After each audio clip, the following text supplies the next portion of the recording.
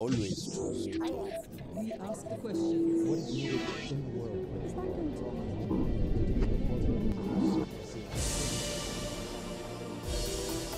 Gost emisije Recite Al Jazeeri je istaknuti američki politolog i direktor Snowcroft inicijative na Atlantskom vijeću, gospodin Andrew Michta. S njim razgovaramo o transatlantskim odnosima, širenju NATO saveza i naoružavanju Ukrajine. Mr. Andrew, hello and welcome to the Al Jazeera channel, and thank you so much for taking time to speak to us. Now, you are a proponent of NATO enlargement. As we speak, NATO Secretary General Jens Stoltenberg is in Bosnia. Could you elaborate on the strategic implications of NATO enlargement and its impact on regional stability, particularly in Eastern Europe, particularly in the Balkan region? Yeah, thank you for having me and for inviting me to the show. I've argued from the very beginning, from the time when we started talking about NATO enlargement in the 1990s, that this was the most effective way to stabilize the region, to end the kind of competition for the middle in Europe, if you will, and to bring about an integration of those countries with the larger security and economic architecture of the continent. If you look at what transpired over time, it was almost a two-step. It started with NATO enlargement, which provided for security of the post-communist countries, and then EU enlargement followed. So in a sense, this is two pieces of the same process. And I believe that this process ought to continue as it contributes to stability and security of Europe and the transatlantic community. Right. Is it smart at this stage to fast-track NATO accession of certain countries such as Bosnia or Moldova? Well, these are, again, this is an alliance of sovereign states, and those decisions have to be taken on a case-by-case basis. But I want to remind you that in the 1990s, we actually adopted a group approach. We didn't go just country by country. The first three to join was Poland, Czech Republic, and Hungary. Then when we moved forward, we're looking at the Baltic states again as a group. So this is a geostrategic approach. It's looking at regions that need stability and that NATO can actually provide that stability to. That's how we should be thinking about it. And of course, the biggest question in this, it's not just the Balkans. The biggest question is Ukraine and Ukraine's aspirations to join NATO. That was exactly my next question. I mean, what about Ukraine? Can a country which is at war, which has parts of its territory occupied by a belligerent state, still apply and be accepted into a military alliance such as NATO?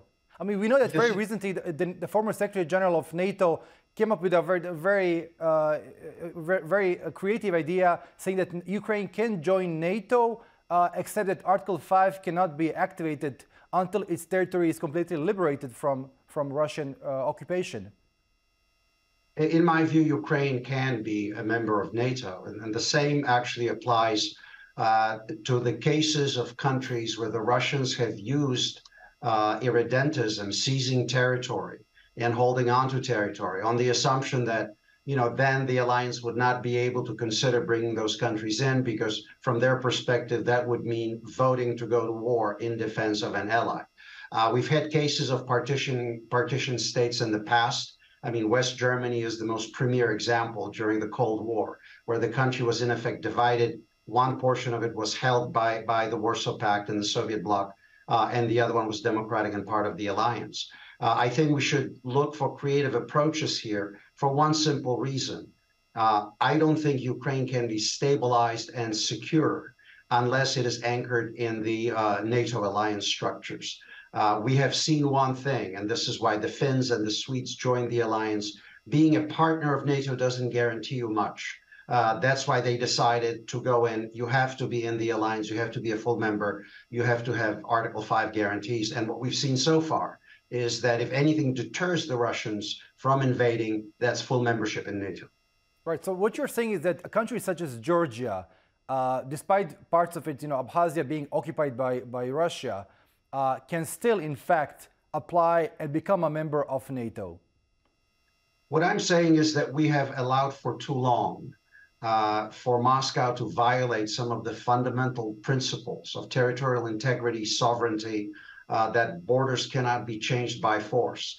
And every single time Putin has done this, if you look at 2008 Georgia, look at 2014 Ukraine, or even the Russian adventurism in the Middle East, in Syria in particular, the consequences were relatively small for Russia, and the attempts to kind of manage this process continued. I think we're at a decision point. The war in Ukraine is the largest war Europe has seen since 1945. It's put completely out of bounds all of our assumptions about the human costs, the military equipment, the munitions, the destruction of property. We're in a new territory. This is a system transforming war. And if we want to contain it and stabilize the system, we need to bring Ukraine into NATO. It's the most cost-effective solution, in my view, to the security dilemma that Putin poses for the West. He thinks we will just get tired, run out of time, and he will eventually get his way. We have to prove to him that that's not the case. But is there, I mean, you're now in D.C., is there a sense of fatigue when it comes to arming Ukraine among the senators, among the congressmen, among the State Department officials? In some political circles, you hear voices that you've heard from the very beginning, kind of skepticism. I think we have underestimated the Ukrainians consistently since this conflict started. The initial expectations were that the Ukrainians would not be able to defend themselves, that the war would be over in a matter of weeks, if not days. Then every single instance when the Ukrainians surprised us and demonstrated very high morale, determination to fight, you know, we've continued to second guess ourselves what weapon systems we need to send them and in what quantity. Is there some fatigue? Of course there is, and the cost of the war and the munitions productions and the weapons. But I would argue that more broadly, there's still general consensus that the consequences of allowing Putin to win, because any sort of a deal right now that freezes the current situation is de facto a victory for Putin, that would have very dangerous consequences going forward. The Russian land forces are badly damaged, but his air force, his navy are barely touched. I think it would take just a few years, possibly 2 to 3, to rearm, and then we would be at the same stage again with another cycle, another battle for Ukraine. We need a solution that ends that cycle of Russian aggression, and that is bringing Ukraine into the alliance. Right. So when you look at things from a broader perspective, has the invasion of Ukraine given NATO a new, old purpose? Oh, absolutely. I mean, the alliance is unified politically to an extent that we never thought was possible only a few years back. NATO now has 3 real regional plans in place that were accepted in Vilnius. It's got capabilities, targets that nations have to meet. Now, that's the key point. The nations have to step up, especially the European allies that have neglected their defenses. They need to rearm. They need to provide specific capabilities that the Supreme Allied Commander needs to make those plans viable. Those capabilities have to be exercised.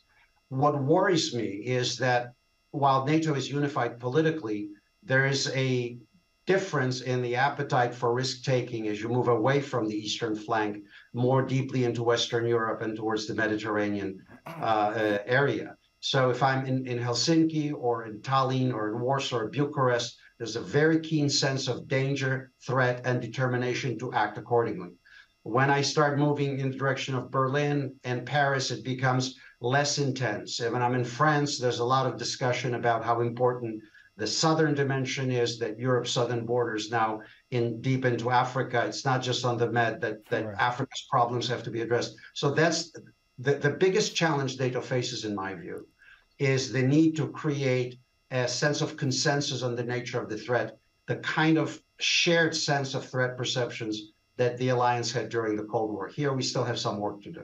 Right, but I mean, NATO member states clearly have, face different challenges depending on their geographic location. As you said, Spain and Portugal and Italy might be facing huge waves of migrants coming from Northern Africa.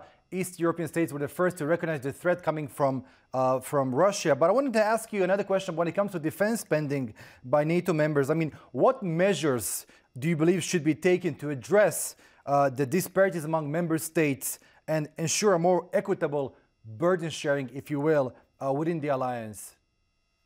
Well, I may surprise you when I say that while I consider percentages of GDP on defense, the much touted 2% of GDP target that the alliance is supposed to implement across the entire area, that is less important in the final analysis than the actual capabilities and forces that you put in place. A lot depends on the structure of the defense spending. If most of your defense goes into personnel, retirement costs, and so forth, and not into deployable forces, even if you spend more on defense in percentage terms, it doesn't change the picture. I think we should treat this percentage target of GDP as an indicator of good faith, but we should really look at capabilities. Those capabilities have to be exercised.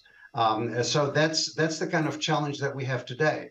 How do we translate the declarations from several summits now into actual troops, armor, airplanes, cyber systems, and the rest of it? And I think here a lot will depend on European leadership.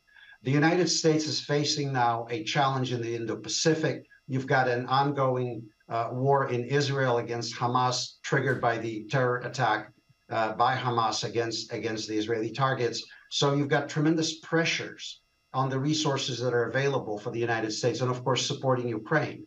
The Europeans, in my view, need to step up and provide the core of conventional deterrence and defense in Europe. It's a continent of some 700 million people. It's extremely wealthy. It's got the manpower resources. What it needs is political will to field the militaries that NATO needs to deter and, if need be, defend itself effectively. Last comment. The Russian Federation of today is not the Soviet Union of the Cold War era.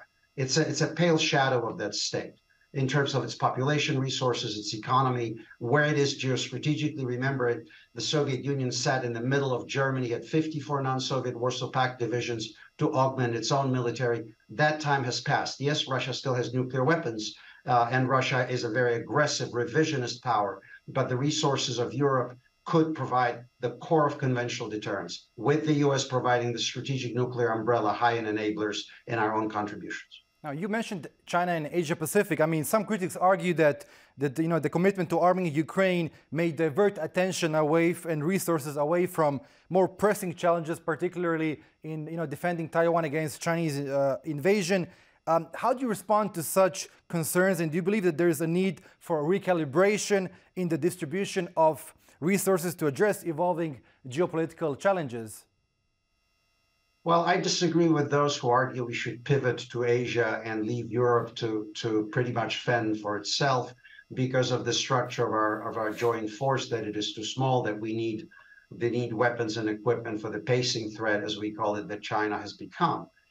The Atlantic theater and the Pacific theater, they're interconnected. They're part of the same problem set. So the loss of credibility and the loss of our alliance strength in one theater will impact on the other. The Chinese are watching very keenly what's happening in the Atlantic. Secondly, the United States has built the system largely as a quintessentially naval power. We're a continental island. We need to be anchored both in the Atlantic and in the Pacific theater to ensure free flow of trade, to ensure American prosperity and the prosperity of our democratic allies, and to keep the system stable from degenerating into a conflict. So my argument here is that people who are talking in terms of just pivoting to Asia or focusing on the Indo-Pacific at the expense of Europe are missing the fundamental grand strategic question here. That if your force is too small, if your defense industrial base is too small, you don't pivot and run from one theater to another, you rebuild. The Europeans, the Americans, and our Asian allies, we need to work together to create the robust military structures to deter the adversaries that are now trying to upend the international system. If we continue to play these games, of looking in, trying to find some sort of a political solution or strategic solution, if you will, on the theater level, we will fail at the grand strategic level. And there will be even more instability and possibly a wider war in both theaters. Now, just a few days ago, President Zelensky warned that Russia might be able to open up a new front in the Western Balkans to divert Western attention away from Ukraine. Do you see this as a possibility that Russia might stir up some trouble either in the Western Balkans or in Moldova? I think it is possible. It is in Russia's interest to expand the front, so to speak, to spread the area of conflict because it draws the resources and attention away. I'll use the example of what happened, when Israel was attacked. The focus on Ukraine that dominated the conversation in Washington shifted, and we began focusing on what's happening in the Middle East. Should we expand the conflict? Should the Russians, expand the conflict into the Balkans? That would be an additional strain on our resources and our attention and our ability to respond. I think it is in Russian interest to create as much instability. Remember that when we look at the Indo-Pacific, we are not just focusing on Taiwan and the Indo-Pacific area. The question is, can the Koreans increase pressure by launching maneuvers, by becoming more aggressive? All of this stretches our resources, serves our adversaries, and weakens us. I think that's why the urgency should be there to rebuild our military capabilities post-hate at scale. We should stop talking about efficiencies just in time. We need redundancies. We need stockpiles. If you look at the rate at which munitions and weapons have been consumed in Ukraine, all of our assumptions that we had over the last 20 years of the so-called global war on terror simply don't hold. We're in a different type of military environment today. Right. And finally, if you were in the position to do so, what specific policy recommendations would you offer to the U.S. government to ensure a more robust and coherent approach in addressing the multifaceted challenges posed by Russia to European security? I've been writing for the last 20 years that one of the most dangerous policy decisions we've made collectively, I'm speaking about the collective West, was to remove national security priorities from economic policymaking. To a large extent, we've allowed for national security priorities to be decoupled from decisions on investment, on manufacturing, on offshoring. We need to return this back. I will remind you, during the Cold War, NATO had COCOM restrictions, which stopped dual-use exports to the Soviet bloc. We need to get back to that kind of thinking. We need to reshore some of the critical supply chains from China in particular to the US, and then also friendshore, meaning if we invest overseas, we should invest in countries that share our interests and our values. You cannot compete against a determined global adversary and at the same time depend on that adversary for some of the essential things you need to operate your society. Our defense industrial base needs to expand. We need to build redundancies into the system, and the Europeans need to do exactly the same thing. We don't have much time to waste. Right. So are you a proponent of the U.S. increasing its military presence in Europe once again, as it had during the Cold War? I have written extensively that our military force posture should reflect where the actual geostrategic pressure points are. Just like during the Cold War, we had bases in Germany. Germany was the frontier state. Today, these frontier states are Finland, the Baltic states, Poland, and Romania. And I have written arguing that we need at least one brigade combat team deployed permanently, not on a rotational basis, either in Finland or one of the Baltic states, 2 brigade combat teams going permanently, not on rotations, into Poland, and also possibly one into Romania. These are the real deterrent kind of postures that we need to put in place.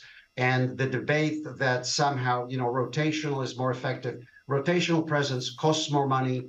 It impacts negatively on training. We need to be present in a permanent fashion along the frontier where the most risk is currently located. Right. Mr. Andrew Michta, it was such a pleasure speaking to you. Thank you so much once again for your time.